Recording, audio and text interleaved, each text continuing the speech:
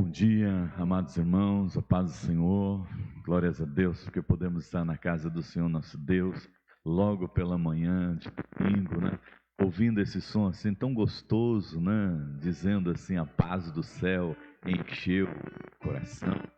Que a paz do céu possa encher o seu coração nesta manhã, que você se sinta cheio da presença do Senhor nosso Deus, que você se sinta cheio da graça do Senhor nosso Deus, que o amor de Deus inunde o seu lar, a sua vida, a sua família, e que você seja sempre abençoado pelo Senhor. É uma alegria estar na escola dominical, esta que é a maior escola do mundo e a melhor escola que nós podemos participar. Que você possa desfrutar da bênção do Senhor nosso Deus na sua vida nesta manhã, em nome de Jesus. Feche teus olhos, vamos estar orando. Maravilhoso Deus, Pai Todo-Poderoso, muito obrigado, Senhor, por mais esta manhã. Muito obrigado, Senhor, porque o Senhor preparou este momento para estarmos juntos, aqui na igreja, em casa. Tem sustentado com a sua graça, com o seu amor, com a sua misericórdia cada uma das nossas vidas. E nós só temos, ó Deus, que agradecer ao Senhor e louvar o seu nome. E pedir, ó Deus, visita-nos com a sua graça, com o seu amor, com a sua misericórdia e manifesta sobre nós, ó Deus, sempre o seu querer. Precisamos muito do Senhor, Pai, nas nossas vidas. Por isso, ó Deus, pedimos-te, fala conosco e orienta-nos sempre. Em nome de Jesus é que nós oramos. Amém, amém, amém. Vamos cantar, como logo pela manhã nós estamos acostumados a cantar, bem de manhã. Vamos cantar louvando ao Senhor, dizendo que bem de manhã é importante que nós estejamos sempre em comunhão, em oração. Bem de manhã, embora o céu sereno pareça um dia calma anunciar, vigia e ora o coração pequeno, um temporal pode abrigar. Bem de manhã e sem cessar, vigiar e orar, e sem cessar, vigia a todo instante, pois o inimigo ataca sem parar. Só com Jesus em comunhão constante podemos sempre triunfar. Bem de manhã e sem cessar, vigiar e orar. Amém. Bem de manhã. É bem de manhã que o Senhor nos convida para estarmos na sua casa. É bem de manhã que o Senhor nos convida para juntos celebrarmos o seu nome. E o salmista diz no Salmo 122, alegrei-me quando me disseram, vamos à casa do Senhor, parar os nossos pés junto às tuas portas, ó Jerusalém. Jerusalém que estás construída como cidade compacta, para onde sobem as tribos do Senhor, como convém a Israel, para renderem graças ao nome do Senhor, o nosso Deus. Alegrei-me quando me disseram, vamos à casa do Senhor. Venha para a casa do Senhor, nosso Deus. Vamos estar juntos, louvando, exaltando e glorificando o nome do Senhor. Vamos celebrar que verdadeiramente Deus é bom, a sua misericórdia dura para sempre. Hoje Deraldo estará falando conosco sobre a igreja de Cristo Jesus, né? Igreja, o corpo de Cristo Jesus, né? E que você se sinta parte desta igreja que é o corpo de Cristo Jesus, e que você seja muito abençoado nesta manhã. Nós vamos continuar louvando o nome do Senhor nosso Deus com mais 2 cânticos. O 85, Espírito Santo de Deus, depois o 90, a orarmos, e depois perto quero estar. Vamos juntos louvar o Senhor neste momento.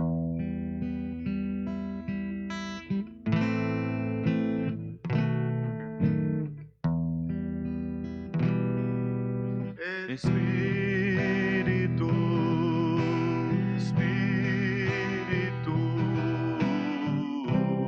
Espírito Santo de Deus,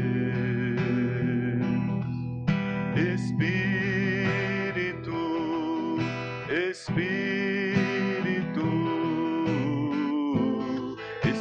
Santo de Deus, controlar todo o meu ser,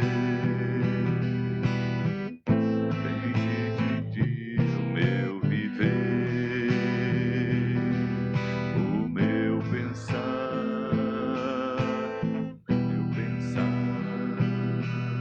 o meu agir, o meu sentir.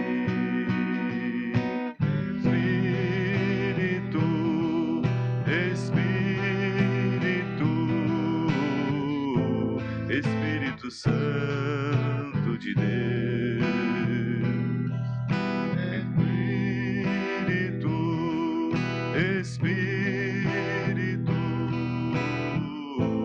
Espírito Santo de Deus. Aleluia. Que o Espírito Santo de Deus possa controlar todo o nosso ser, nosso pensar, o nosso falar, o nosso agir, para que sejamos sempre essa testemunha viva de que o Espírito Santo de Deus está presente nas nossas vidas e que o Espírito Santo de Deus toma conta e cuida da sua igreja. A orarmos, Senhor, vem encher-nos com teu amor.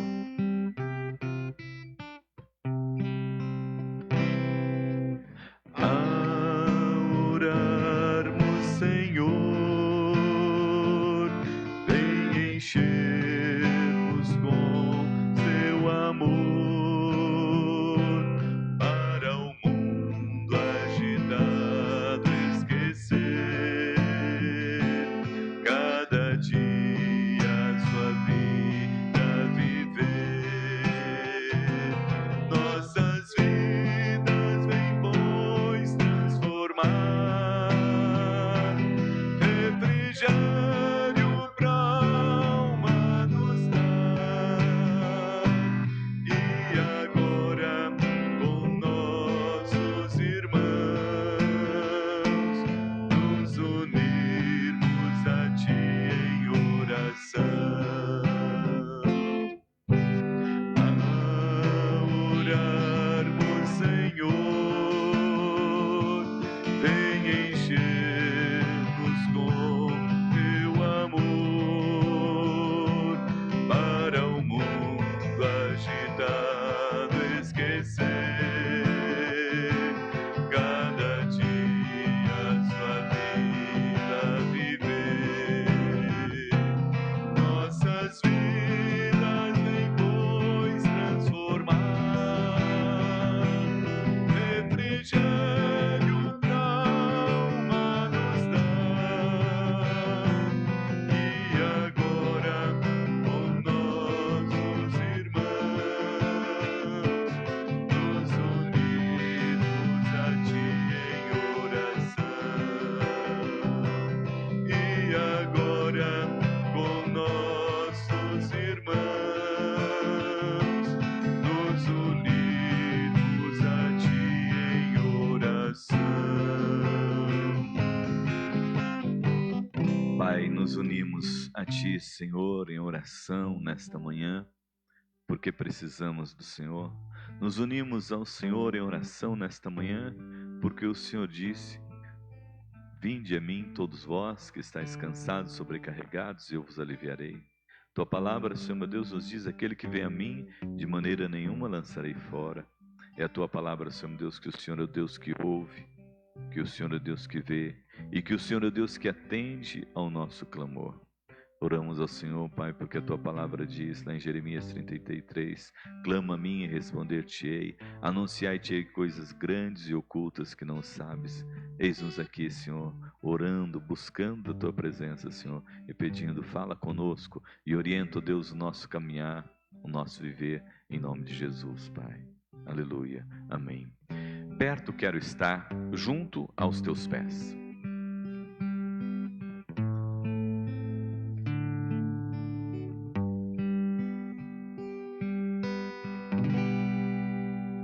Perto quero estar,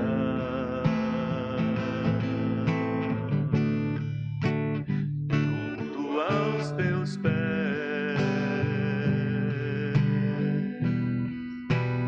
pois prazer maior não há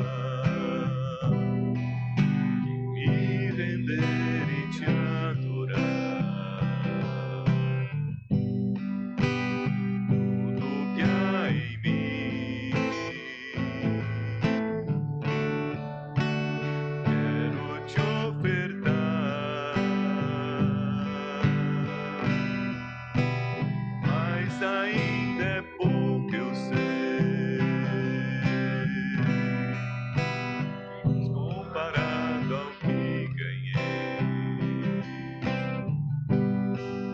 não sou apenas servo, seu amigo me tornei. Te louvarei,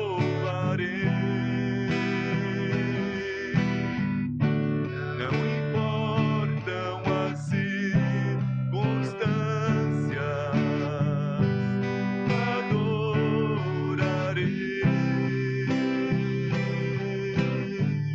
somente a ti, Jesus. Te louvarei, não importam as circunstâncias, adorarei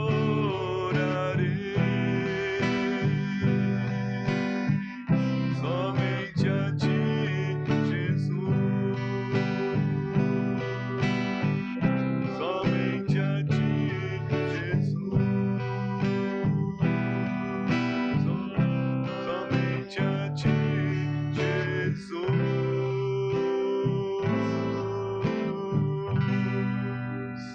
Amém. Amados, somos a Igreja de Cristo, comprados e remidos pelo sangue do Cordeiro. Não foi o Senhor, não fomos nós que escolhemos o Senhor, desculpa, mas foi o Senhor que nos escolheu e nos constituiu para ser a sua igreja, para servi-lo. Que você possa, nesta manhã, ser edificado através dessa palavra e que você possa sair daqui com o desejo, estar na sua casa também, com o desejo de anunciar que esse Jesus é o Cristo que nos salvou. Deus abençoe. Presbítero Ideraldo.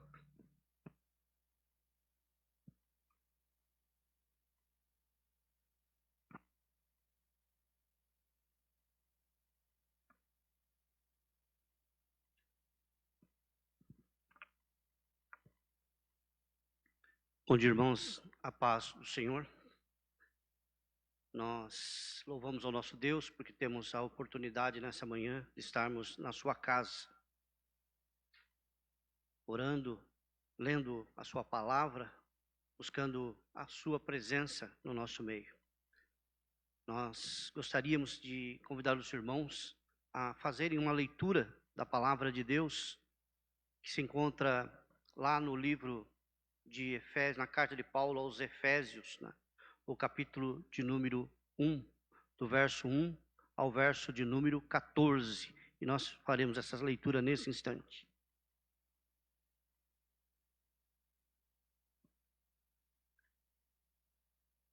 Paulo, apóstolo de Jesus Cristo, pela vontade de Deus, aos santos que estão em Éfeso e fiéis em Cristo Jesus. A vós, graça e paz da parte de Deus, nosso Pai, e do Senhor Jesus Cristo.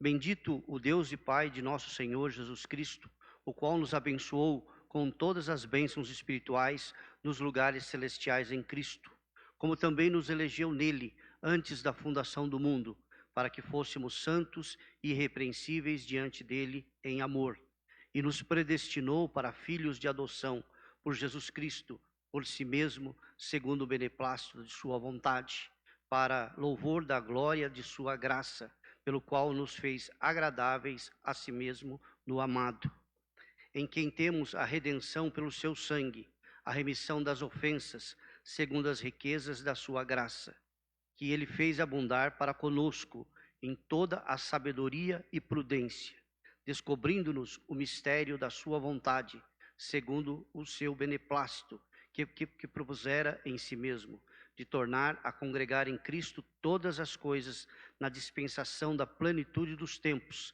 tanto as que estão nos céus como as que estão na terra. Nele digo, em quem também fomos feitos herança, havendo sido predestinados conforme o propósito daquele que fez todas as coisas, segundo o conselho da sua vontade, a fim de sermos para louvor da sua glória, nós, os que primeiro esperamos em Cristo, em quem também vós estáis, depois que ouvistes a palavra da verdade, o evangelho da vossa salvação, e tendo nele também crido, fostes selados com o Espírito Santo da promessa, o qual é o penhor da nossa herança, para a redenção da possessão adquirida para louvor da sua glória. Que Deus possa abençoar a leitura da sua palavra. Oremos ao Senhor. Pai, nós louvamos o teu nome, ó Pai, pela bondade, pela misericórdia do Senhor, ó Pai. Porque o Senhor nos acrescenta mais um dia, Senhor, à nossa existência, ó Pai. E temos a oportunidade, Senhor, de estarmos, ó Deus, nesta manhã na tua casa, Senhor, lendo, Senhor, a tua palavra, Senhor, e buscando, Senhor, a tua presença, Pai. Pedimos uma bênção especial, Senhor, sobre toda a tua igreja, Senhor, espalhada sobre a face da terra, Pai. Ó Deus, aos nossos irmãos, ó Deus, que ainda, Senhor, no tempo presente, sofrem perseguições, ó Deus, por causa do testemunho do teu evangelho, ó Pai. Que o Senhor esteja abençoando, ó Pai, e que promova, Senhor, o crescimento, Senhor, da tua igreja, Senhor, para que teu evangelho seja, Senhor, pregado, Senhor, anunciado, Pai, e ele alcance, Senhor, o seu objetivo, Senhor, que é a transformação, Senhor, do coração humano, ó Pai. Derrama a tua graça, a tua misericórdia, nós pedimos e te agradecemos em nome de Jesus. Amém. Nós estamos, nesse mês de outubro, também comemorando a reforma protestante do século XVI. E é um tema, assim, bastante importante para a vida da igreja, uma vez que somos herdeiros da reforma, somos fruto da reforma. Como igreja, não podemos jamais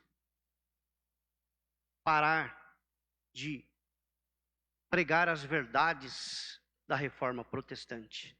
A reforma que mudou o cenário internacional, a reforma que influenciou em todas as áreas da vida humana quando ela foi instituída.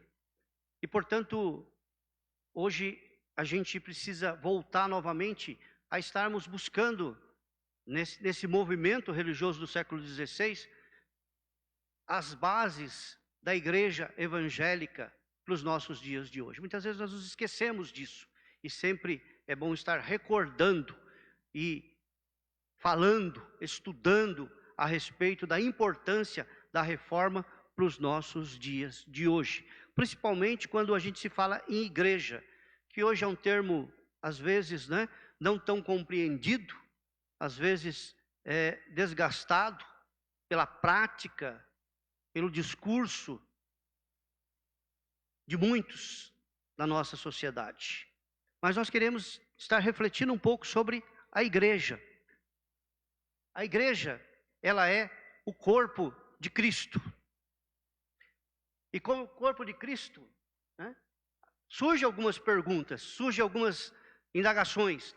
O que é a igreja de Cristo? O que é a igreja de Cristo? O que é a igreja cristã, realmente? Qual é o seu significado no mundo? O seu significado na história? O seu significado para os nossos dias de hoje? Qual é a sua natureza? De onde ela vem? Por que ela foi instituída? Quais são os seus limites de atuação? Qual é a importância da atuação no mundo, na nossa sociedade hoje? Por que ela é tão importante nos dias de hoje?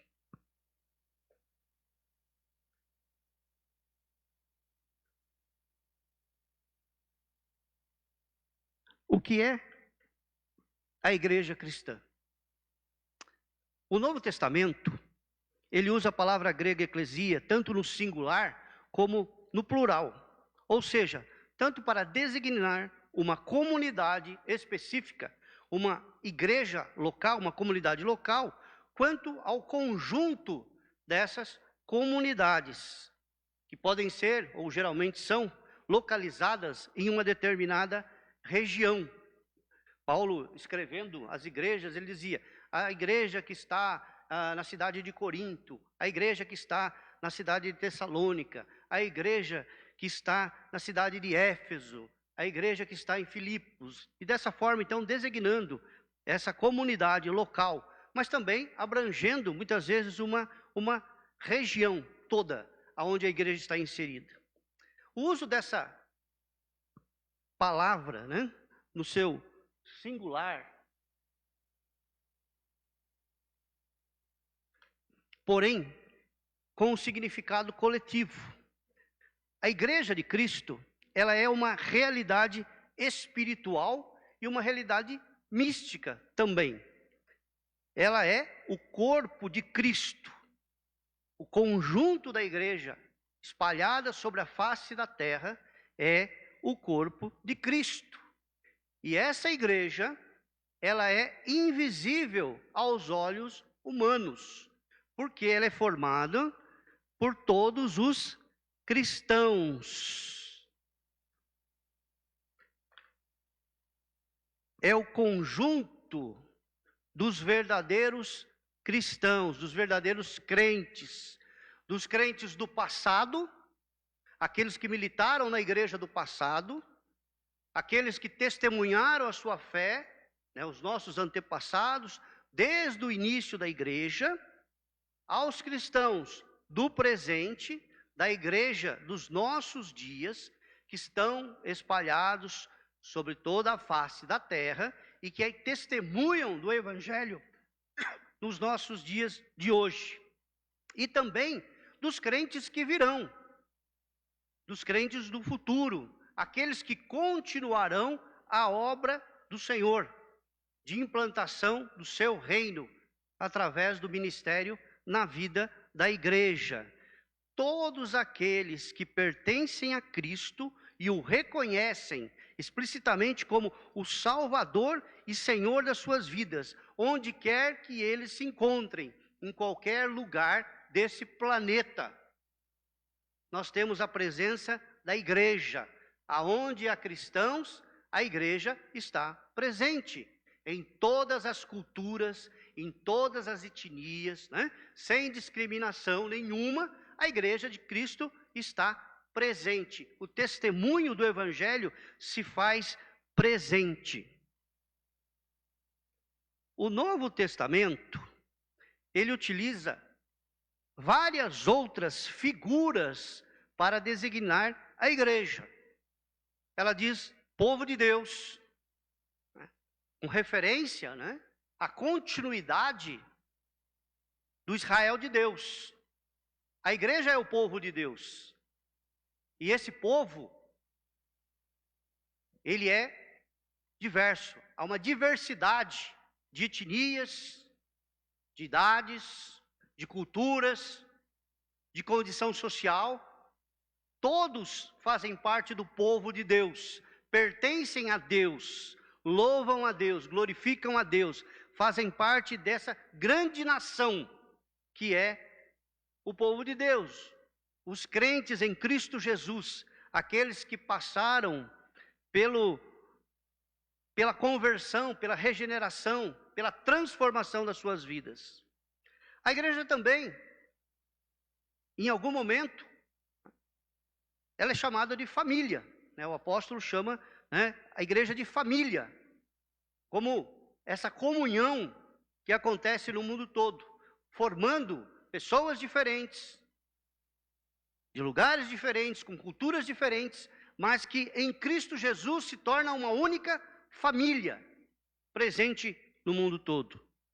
Tal prática nos traz, né, alguns costumes que adentraram a igreja cristã. Quando nós encontramos um outro membro da igreja, nós costumamos saudá-lo e chamá-lo de irmão ou irmã, porque pertencem à mesma família, foram gerados espiritualmente dentro da mesma família, têm o mesmo pai, que é o nosso Senhor. Por isso que nós chamamos de irmãos, dando essa conotação de família para a igreja.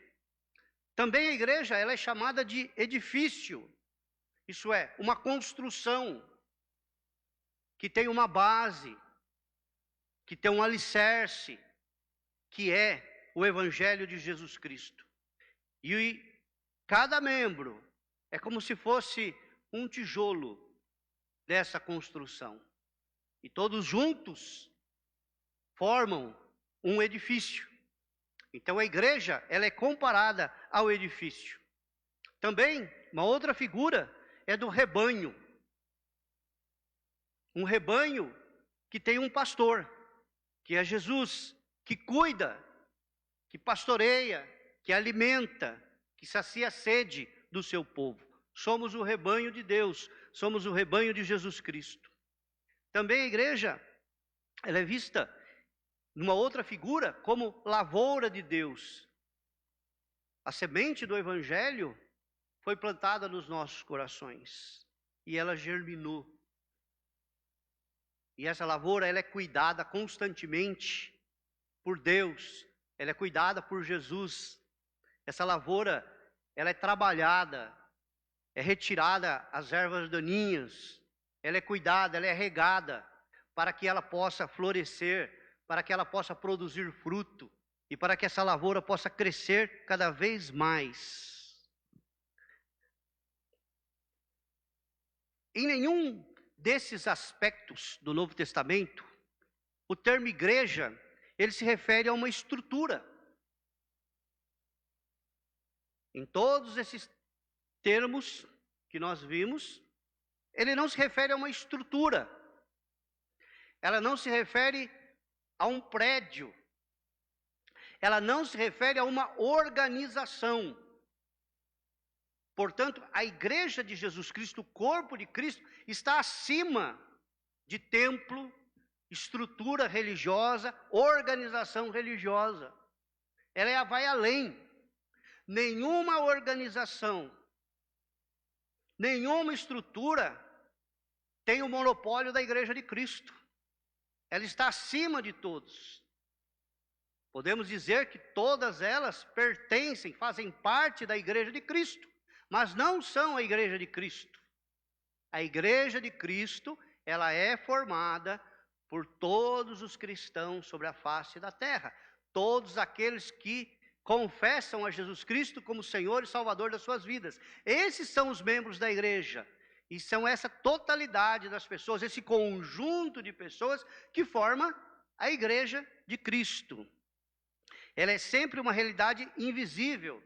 Nós não conseguimos enxergar com os olhos humanos a igreja de Cristo na sua totalidade. Ela está espalhada sobre a face da terra. Ela está em todos os lugares. Ela está dentro dos templos, ela está dentro dos templos. Ela está fora dos templos, ela está fora dos templos. Ela está nas casas, ela está nas casas. Ela está debaixo de árvores, ela está debaixo de árvores. Ela está presente em todo o mundo conhecido como a sua igreja. E é sempre uma realidade invisível. É um corpo místico ou visível, o conjunto dos fiéis.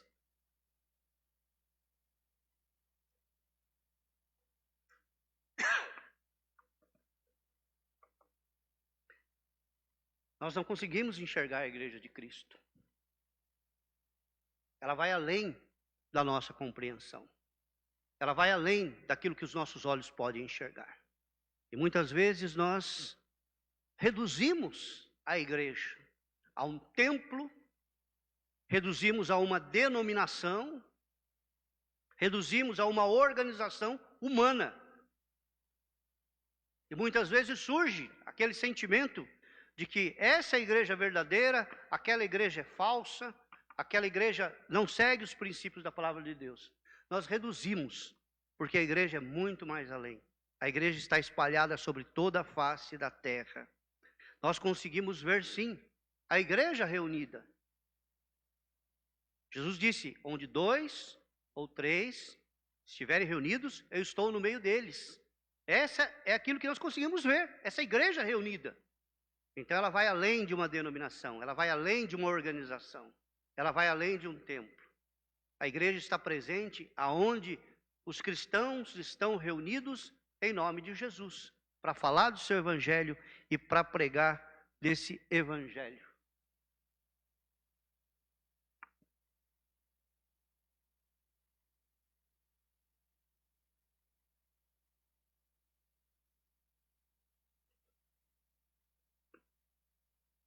Vamos tentar mudar o slide aqui.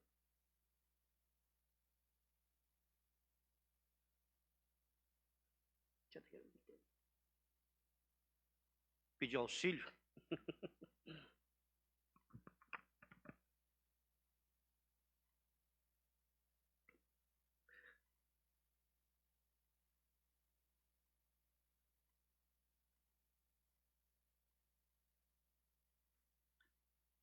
A igreja, em um momento da sua história, ela se transformou numa instituição. Mas quando foi que isso aconteceu? Quando isso ocorreu? Em que época da história que a igreja deixou de ser essa expressão invisível e se tornou uma estrutura dirigida por homens? Em que época que isso ocorreu? A igreja institucional, em contraste com o período apostólico, no final do primeiro século de existência da igreja, logo lá também no início, do segundo século, começou a surgir a ideia de que a igreja é uma instituição e de que essa instituição consiste essencialmente no colegiado dos seus líderes. Aí nós temos essa transformação. Final do primeiro século, início do segundo século, começou-se a difundir a ideia de que igreja não eram as pessoas, de que a igreja não era aquelas pessoas que haviam sido regeneradas, transformadas pelo Evangelho de Jesus Cristo, mas que a igreja era somente um colegiado dos seus líderes. Somente eles eram a igreja. Esse foi um período, ao mesmo tempo, fértil para a igreja, de crescimento da igreja, mas também onde a igreja entrou em conflito. O próprio cristianismo entrou em conflito. Foi uma época de expansão da igreja. Mas também foi uma época onde a igreja começou a enfrentar os seus grandes desafios. Uma época em que os cristãos precisaram definir com mais clareza a sua identidade cristã, diante dos múltiplos desafios externos e internos com que se defrontavam. Com o crescimento da igreja, com a expansão da igreja, começou a haver grandes discussões a respeito do trabalho, da missão da igreja. A igreja estava inserida num contexto de paganismo muito forte. E ela, muitas vezes, se misturava com as filosofias, com as ideologias presentes onde ela estava inserida, no contexto que ela estava inserida. E a igreja ia perdendo, muitas vezes, as suas características primitivas, herdadas dos apóstolos, Estamos falando de primeiro século, final do primeiro século. Também dos desafios externos, das perseguições, da sociedade, das influências religiosas, filosóficas. Mas também havia os desafios internos da igreja, as suas lutas, o nascimento, muitas vezes, de heresias no seio da igreja. E a igreja precisava se posicionar, muitas vezes se autopurificar dessas influências. Entre os desafios externos estavam as perseguições, que eram movidas por duas frentes, tanto pela sociedade como pelo Estado romano. A mensagem do Evangelho era uma mensagem que incomodava a elite social onde ela estava inserida, nos seus costumes, na sua moralidade, na sua forma de ver a vida, na sua forma de viver e de se posicionar na sociedade. Isso incomodava a sociedade, e a própria sociedade se voltava contra a igreja, porque a igreja minava as suas estruturas imorais da sua época. E também pelo Estado romano, lembrando que era o grande império da época, onde o imperador, ele era adorado como um deus. E a igreja não se curvava diante do imperador como uma autoridade espiritual. A igreja mantinha o respeito como uma autoridade humana, com seus limites de atuação humano, dentro das leis, dentro da legislação romana que existia na época. O imperador exigia a adoração, e a igreja declarava que somente Jesus é o Senhor, somente a Ele a adoração. Então, o Império Romano promoveu uma mortal perseguição contra a igreja, na tentativa de dizimar, de acabar, de destruir a igreja, porque via na igreja um grande perigo, um grande desafio que minava as bases do Império Romano. Dentro da igreja também existiam seus desafios. Por quê? O principal deles foi o surgimento de interpretações distintas e por vezes divergentes da fé cristã. Já não tinha mais a presença dos apóstolos. E muitos quiseram fazer as suas interpretações pessoais, movidas muitas vezes por suas convicções individuais a respeito de pontos da fé cristã. E muitas vezes essas defesas eram divergentes da fé evangélica, da fé apostólica, da fé cristã. Isso significa que o movimento cristão não era uniforme, não era todo igual. Em regiões do Império Romano, fora do Império Romano, onde a igreja estava presente, né, nem sempre era uniforme essa mensagem e esse entendimento a respeito da fé cristã. Ele não era homogêneo. Haja vista que ela recebia o ensino da igreja, recebia a influência da cultura aonde ela estava inserida, seja da cultura romana, seja da cultura grega, seja da cultura dos povos que habitavam o norte da África, outras culturas que estavam na Ásia Menor. Em todos os lugares, a igreja passou a ser, muitas vezes, né, moldadas, influenciadas por essa cultura. Havia uma grande diversidade de convicções e práticas. Se você fosse numa igreja de Roma, a prática era uma. Se você fosse na igreja de Éfeso, de Corinto, de Tessalônica, de Filipos, as práticas eram diferentes, elas não eram homogêneas.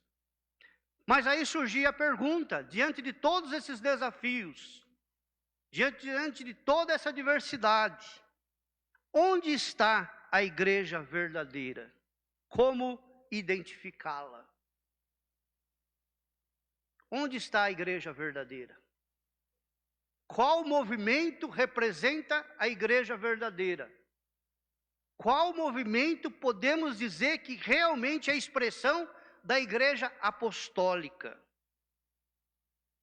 A igreja então se une num movimento que convencionou se chamar de Igreja Católica. E quando estamos falando dessa Igreja Católica, não é a Igreja Católica dos nossos dias, a igreja que foi fundada no ano 300 pelo imperador Constantino, mas estamos falando do termo católico, que significa universal.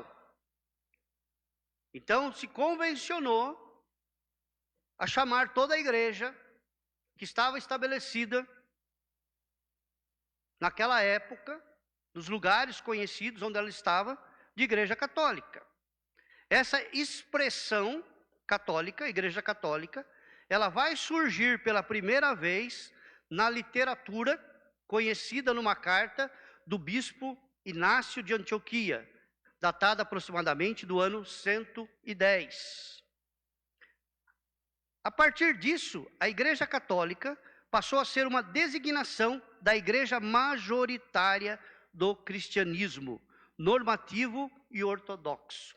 Isso é, a igreja que pensava igual, tanto na sua maneira prática de ser, nas questões litúrgicas, como na sua ortodoxia, naquilo que ela cria, naquilo que ela entendia como sendo a doutrina verdadeira da igreja, que eram fiéis aos ensinamentos de Jesus Cristo e dos apóstolos, em contraste com os movimentos alternativos que já surgiram naquela época, que foram considerados ensinos falsos ou heréticos. Essa igreja católica do segundo século, ela se caracterizava por 3 elementos essenciais que permitiam que ela fosse unida e estável. Isso é, de unidade e estabilidade. O primeiro desses elementos era a aceitação de um conjunto de livros tidos como divinamente inspirados, que eram as escrituras hebraicas e o cânon do Novo Testamento. Então, esse era o primeiro elemento. As igrejas devem aceitar somente esse conjunto de livros, que são considerados inspirados por Deus. As escrituras hebraicas, aquilo que nós costumamos chamar de Velho Testamento, e o cânon do Novo Testamento. Segundo, a declaração formal dos pontos centrais da fé cristã. No que é que nós cremos? No que é que nós acreditamos? No que professamos a nossa fé? Aí surgiu o chamado credo apostólico, aonde continha tudo aquilo que a igreja crê. Todo o escopo doutrinário da igreja se resume no credo apostólico. Então, em qualquer dessas igrejas da época, no que vocês creem? Cremos aqui, está no credo apostólico. Então, conseguiu-se uma unidade. Essas igrejas criam nas mesmas coisas. E o terceiro elemento, a concentração da autoridade nas mãos de um único líder em cada igreja local, o conhecido bispo monárquico, né? Então surge aí a figura do bispo. A palavra bispo significa supervisor. Então, em cada igreja local era constituído um bispo, e ele era a autoridade máxima ali. O bispo era considerado o sucessor direto dos apóstolos. Ele passou a ser visto como um guardião, tanto da unidade da igreja, quanto do ensino da igreja. Então, esses são os 3 elementos que deu unidade à igreja. A aceitação das escrituras do Velho Testamento e do Novo Testamento, o credo apostólico e a instituição de um bispo em cada igreja local. Aí nós vamos perceber que é uma mudança. Aí começa a ocorrer uma mudança. Porque a igreja já não era mais as pessoas. A igreja já não era mais o corpo de Cristo. A igreja estava presente onde o bispo, o representante de Cristo, estivesse presente. Não é onde as pessoas estavam presentes, mas é onde o bispo estava presente. Então você podia ter uma reunião de 100 pessoas, mas não tinha um bispo. A igreja não estava presente. Aquelas pessoas não representavam mais o corpo de Cristo. Porque somente aonde o bispo estivesse presente é que estava a igreja de Cristo. E a reunião e o conjunto de todos os bispos constituía a igreja no sentido mais amplo. A igreja local era onde estava o bispo. E a igreja universal, a igreja católica, era a reunião de todos esses bispos que formavam a igreja. Quem estivesse em comunhão com os bispos estava na igreja. Quem não estivesse em comunhão com os bispos estava fora da igreja. Somente o que ligava as pessoas à igreja não era mais Jesus Cristo. Não era mais a fé, mas era a comunhão, não com Deus, mas a comunhão com o bispo. Se você estivesse em comunhão, você estava na igreja. Se você não estivesse em comunhão com o bispo, você estava fora da igreja. A partir daí, a identificação da igreja com a hierarquia eclesiástica passou a ser cada vez mais acentuada. Então, o clero desta igreja passou, a uma estrutura muito semelhante à estrutura existente nas monarquias ou nos impérios, no caso da época. Usaram-se as mesmas práticas. Aquele conjunto, aquele colegiado, dirigia a igreja. Mas mesmo diante dessa situação, a verdadeira igreja de Cristo, ela não desapareceu. Mesmo perseguida, mesmo discriminada, ela não desapareceu. Surge nesse momento as chamadas igrejas dissidentes, isso é, pessoas, crentes, que pensavam diferente. Pessoas que compreendiam as verdades da palavra de Deus. Pessoas que preferiram ficar próximas dos ensinos da palavra de Deus. Que não deixaram se influenciar por esse modismo da época, ou por esse oportunismo que muitos viram a oportunidade de ter o poder, de ter a influência através da igreja, assumindo essa postura autoritária. Aí nós temos a última grande perseguição que foi movida contra a igreja, contra os cristãos, que foi promovida lá pelo Império Romano Ocidental. Lembrando que o Império Romano estava dividido em dois nessa época. O Império Romano Ocidental, que tinha sua sede em Roma, e o Império Romano do Oriente, que tinha a sua sede na cidade de Constantinopla, atual cidade de Istambul, na Turquia. A grande perseguição estava ocorrendo aí pela igreja ocidental, aquela que tinha sede em Roma. A partir do ano 303, o imperador Diocleciano, E depois dele, o seu sucessor, o imperador Galério, tentaram eliminar o cristianismo.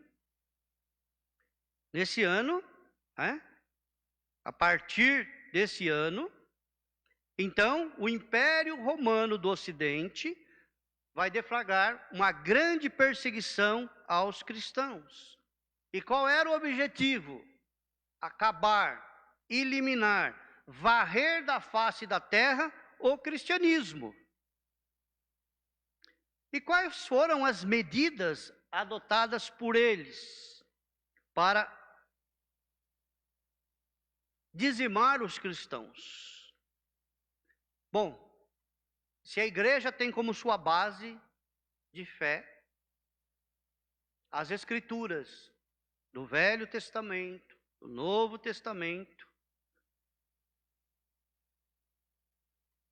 havia muitas cópias, seus pergaminhos, onde estavam contidas as Escrituras, tanto do Velho como do Novo Testamento, os Evangelhos, as cartas, o livro de Apocalipse. E uma das medidas tomadas foi a destruição dessas cópias das Escrituras. Esses imperadores, então, confiscavam as cópias, saíam com esse objetivo de trazer todas as cópias e destruí-las. Uma vez que a fé estava baseada nesses escritos, uma das maneiras de destruir o cristianismo é destruir os seus escritos. Então, eles fizeram essa grande operação, visando a destruição das cópias dessas escrituras. E aqueles ministros cristãos, aqueles líderes cristãos, eles eram pressionados a entregar esses manuscritos, sob pena da morte. Você tem que entregar. Você tem que entregar ao império todos esses manuscritos bíblicos, crendo que dessa forma o cristianismo vai ser destruído, vai ser eliminado, vai ser varrido do Império Romano. Mas com todas essas medidas tomadas, o cristianismo só floresceu, só cresceu. Até que chegou um ponto, por volta do ano 300, que o império, vendo que não podia mais derrotar o cristianismo, destruir o cristianismo, que o cristianismo estava estabelecido de forma sólida nas estruturas de todo o império, na vida da população, na sociedade romana, como nas sociedades, ao redor do Império Romano, ou daqueles que haviam influência ainda do Império Romano. A igreja, ela é convidada a se tornar aliada do Estado. A igreja se une ao Estado.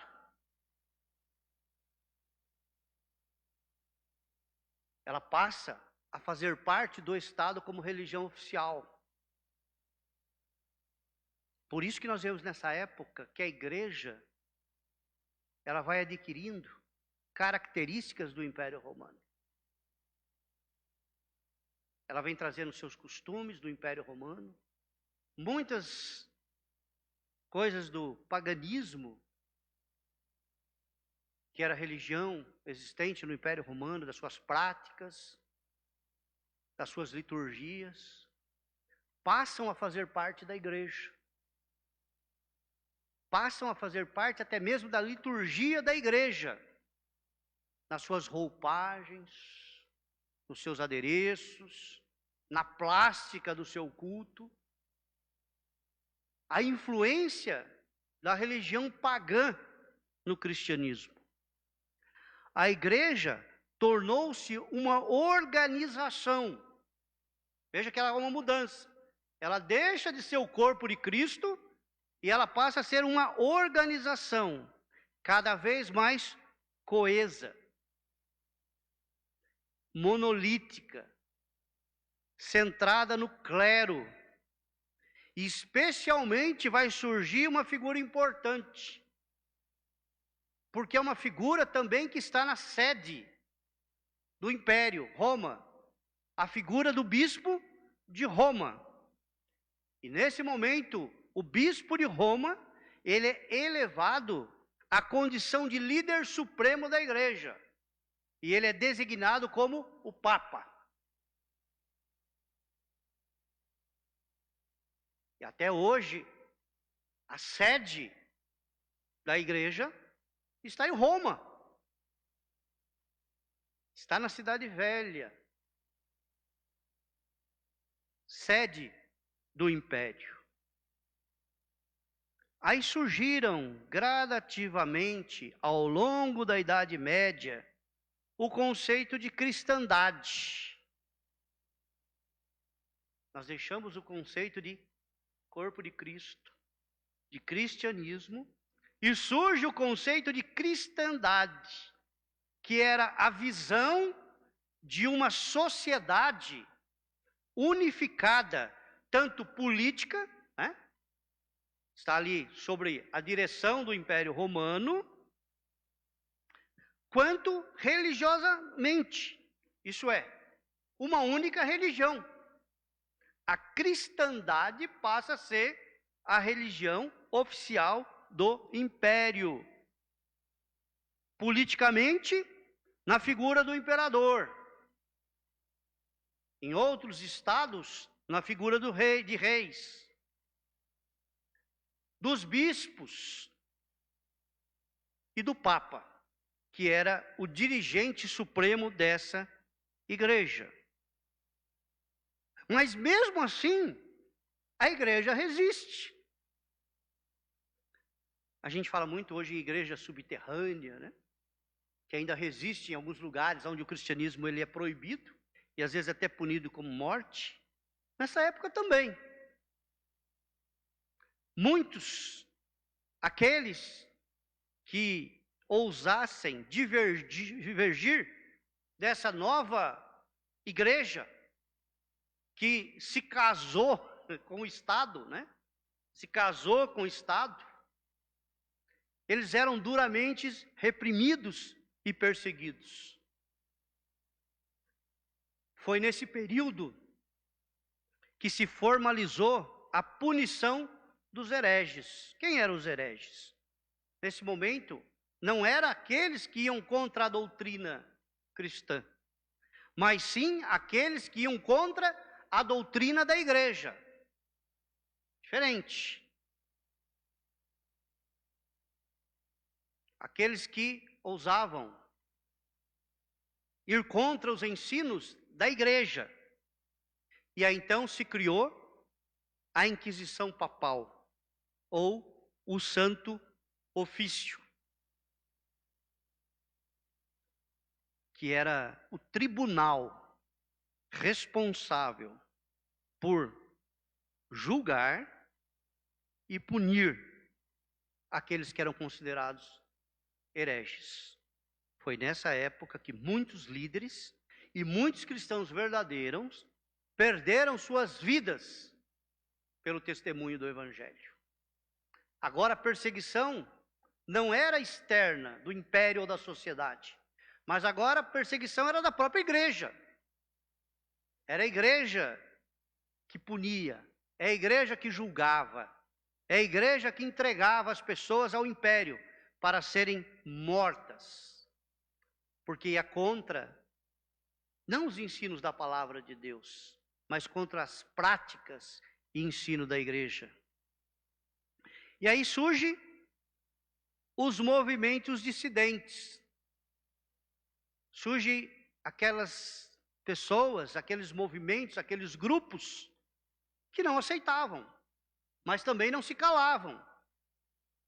Continuavam sua pregação. Nessa época nós temos os chamados cátaros, que era uma seita sincrética que nasceu lá no sul da França e que foi eliminada em grande parte através de uma série de cruzadas contra eles no início do século XIII.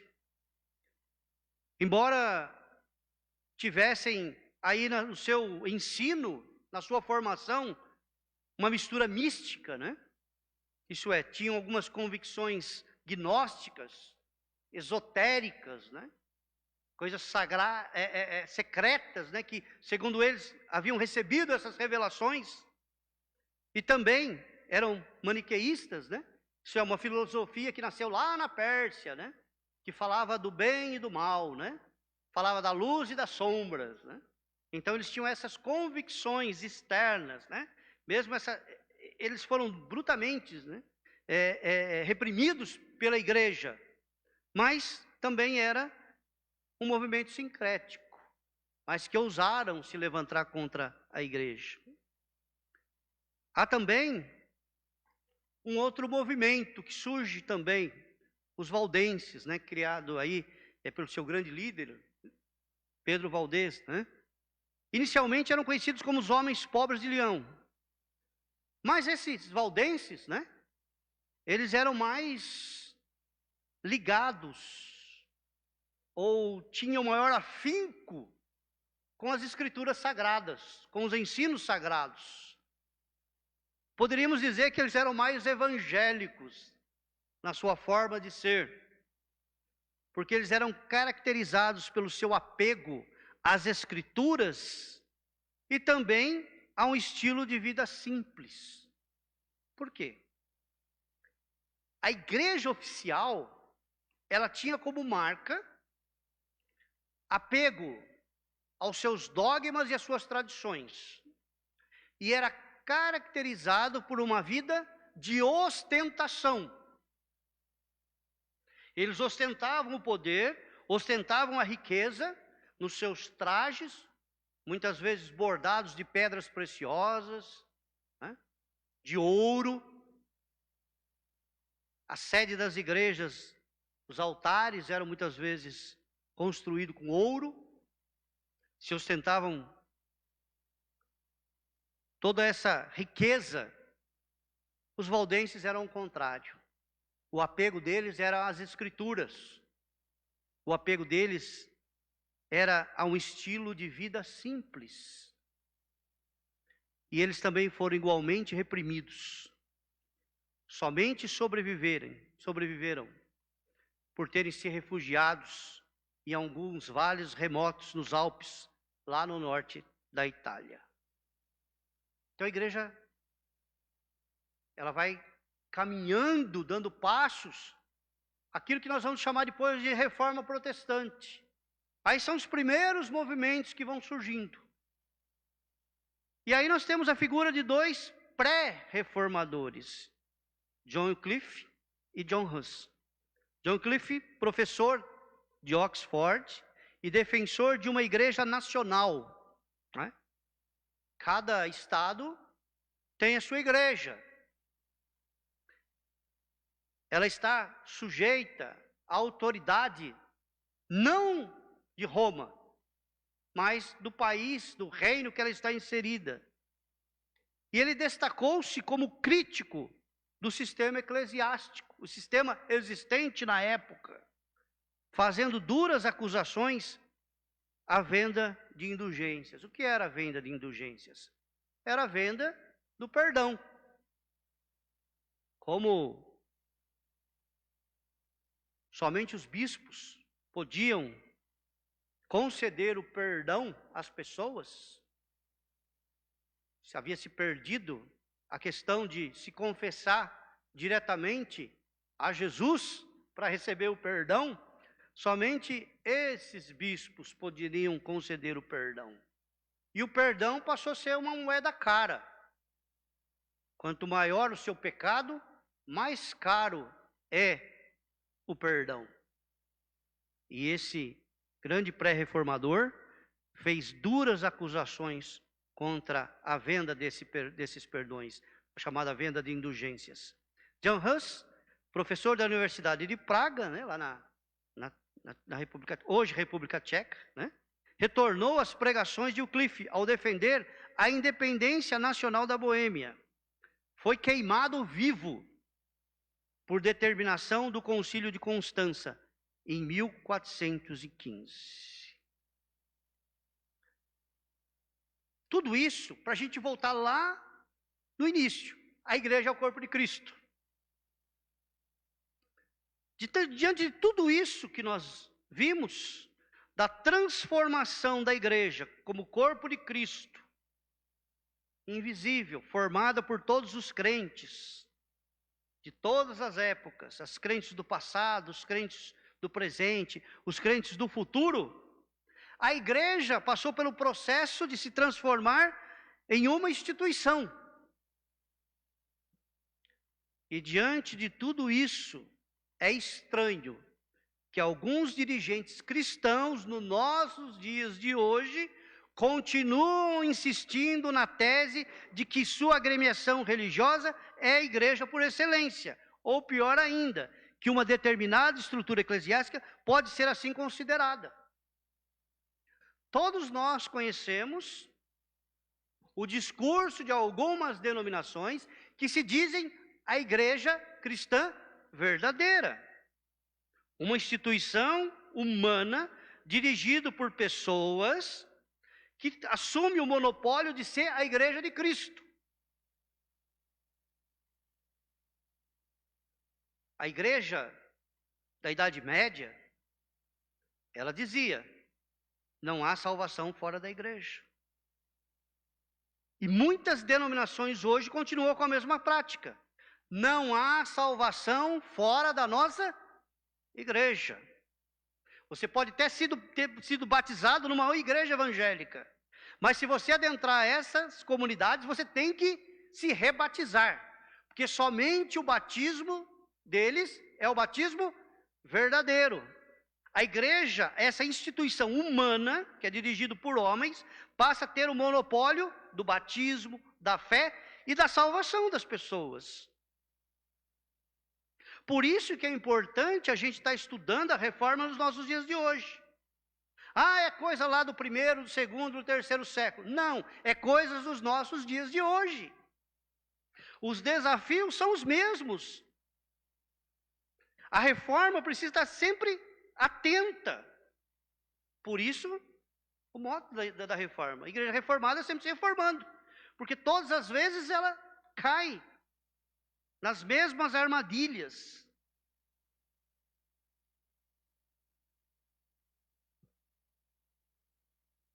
Até mesmo no meio protestante.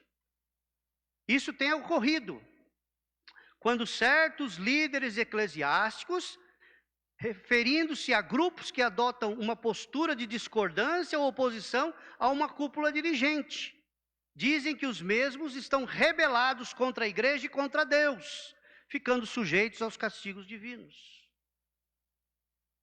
Então, se você discordar de uma prática errada, você está em rebelião contra a igreja. Você está em rebelião contra Deus. E você ficará sobre o efeito da ira divina. Isso é tão interessante, porque muitos usam textos fora de contextos, usam daquilo que é chamado hoje de abuso espiritual sobre a vida das pessoas. Hoje muitos líderes têm práticas muito semelhantes àqueles líderes do primeiro século, do segundo século, de ostentação, de riqueza, de altivez, de soberba, de poder, de manipulação, de fazer conchavo, muitas vezes, na política. E se alguém discorda, o texto que mais adoram citar: ai daquele que toca no ungido de Deus. A palavra ungido é Messias. E só existe um ungido de Deus, Jesus Cristo. É o único ungido de Deus.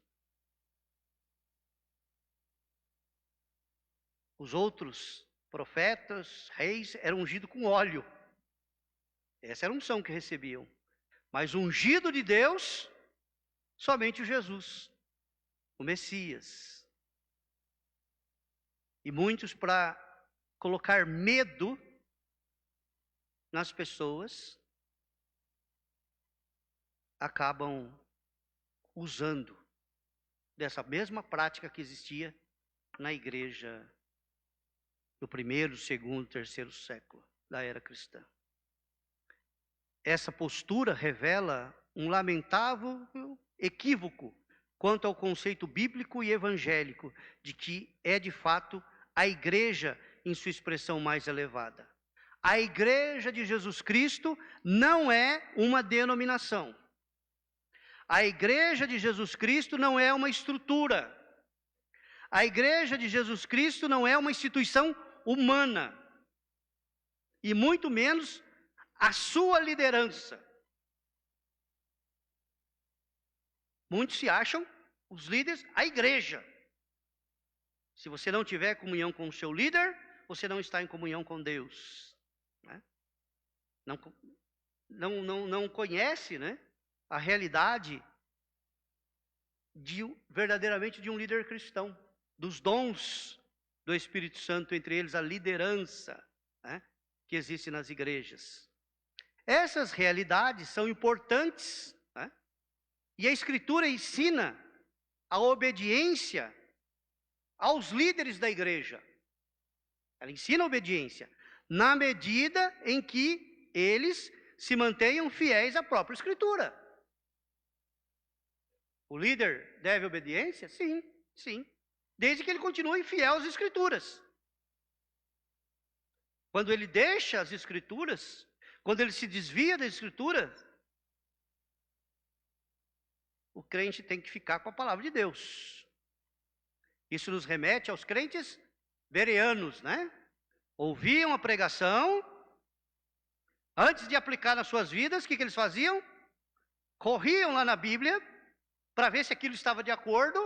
Sendo de acordo, vamos aplicar. Não está de acordo, vamos rejeitar. Hoje, com os movimentos novos que têm surgido, aonde se perdeu, muitas vezes, né, a busca pelo aprendizado da palavra de Deus, a busca pelo conhecimento bíblico, a aplicação real na vida das pessoas, porque nós precisamos entender o que muda realmente o coração das pessoas, não é a mensagem elaborada, não é a mensagem recheada de conceitos de marketing. O que muda o coração das pessoas é o Espírito Santo de Deus. Portanto, seja uma mensagem simples ou uma mensagem elaborada, esse é o veículo que Deus usa. E muitos querem convencer as pessoas, querem apelar ao emocional das pessoas, usando muitas vezes situações que as pessoas estão vivendo, principalmente de fragilidade emocional e psicológica, para manipular a vida das pessoas. E se esquecem que somente Deus, o Espírito Santo, o seu Espírito Santo é capaz de mudar e transformar a vida das pessoas. É a mensagem poderosa do Evangelho. Não são os discursos elaborados, cheios de formas, teorias e conceitos de marketing existentes nos nossos dias de hoje.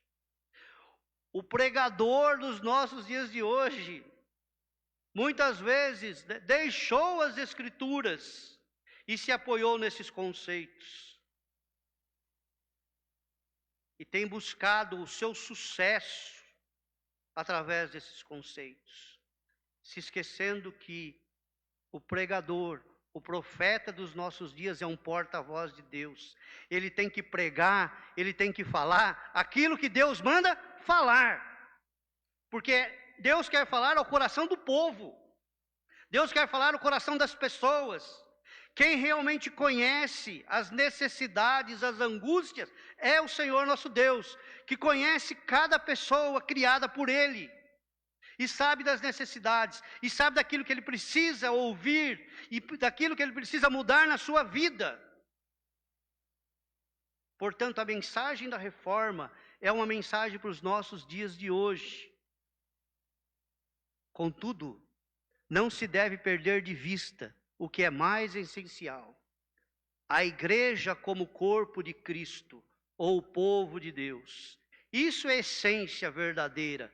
A igreja é o corpo de Cristo. A igreja é o povo de Deus, que se reúne para adorá-lo e se dispersa nesse mundo para servi-lo e dar testemunho dele. Não da estrutura, não da denominação, mas testemunho do Senhor Jesus diante do mundo e diante da sociedade. Essa é a mensagem da igreja. Essa é a mensagem para os nossos dias de hoje. E essa é a mensagem da reforma para os nossos dias de hoje. Nós somos chamados para trazer essa mensagem na sociedade. Nós estamos inseridos nessa cidade, nessa localidade, com esse objetivo: a pregação da palavra do Senhor. A obra, ela não é nossa. A obra é do Senhor. Somos parte da igreja, somos parte do corpo, somos parte do povo de Deus, que tem essa missão: testemunhar aquilo que o Evangelho nos ensinou. E somente o poder de Deus, o Evangelho, pode mudar e transformar a vida das pessoas. E nós vamos continuar nesse mesmo estudo, falando na próxima semana, na próxima aula, né, sobre a reforma protestante. Aí os grandes reformadores. Que Deus possa nos abençoar nessa lição de domingo, sabendo qual é realmente a nossa ação como crentes em Cristo Jesus. Qual é o nosso testemunho. E perdermos muitas vezes o conceito que temos criado de que a igreja é a estrutura, a igreja é a denominação, que a igreja é a parte humana. Na realidade, a igreja é acima de tudo. A igreja é o corpo de Cristo, o povo de Deus. Que Deus assim nos abençoe nessa manhã. Senhor, nós te louvamos, ó Deus, pela bondade, pela misericórdia do Senhor, ó Pai. Te louvamos que Tu és um Deus presente nas nossas vidas, um Deus que tem atuado na história e tem transformado as vidas, ó Pai, pelo poder do Senhor, ó Pai. Pedimos a bênção do Senhor sobre toda a Tua igreja, Senhor, espalhada sobre a face da terra, Pai. A igreja, Senhor, que, ó Deus, tem sido reprimida, ó Deus, a igreja que tem sido perseguida e a igreja que tem sofrido e tem morrido pelo Teu Evangelho, Pai. Abençoa poderosamente, nós pedimos e Te agradecemos em nome de Jesus. Amém.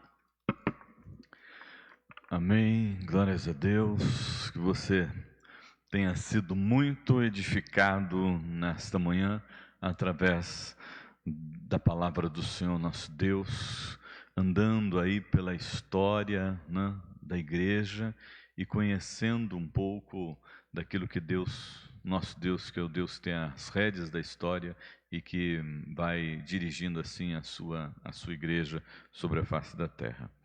Nós queremos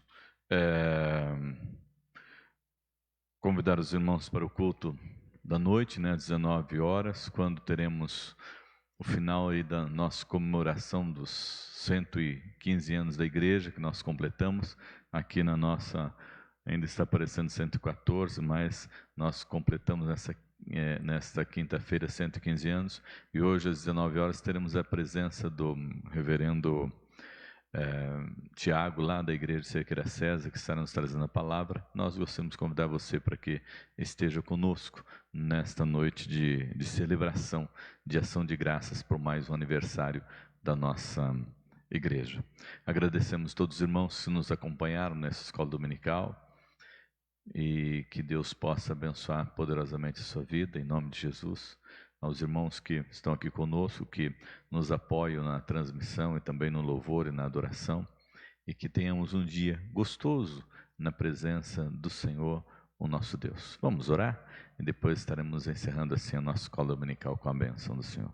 Deus Todo-Poderoso, muito obrigado, Senhor, por mais esta manhã.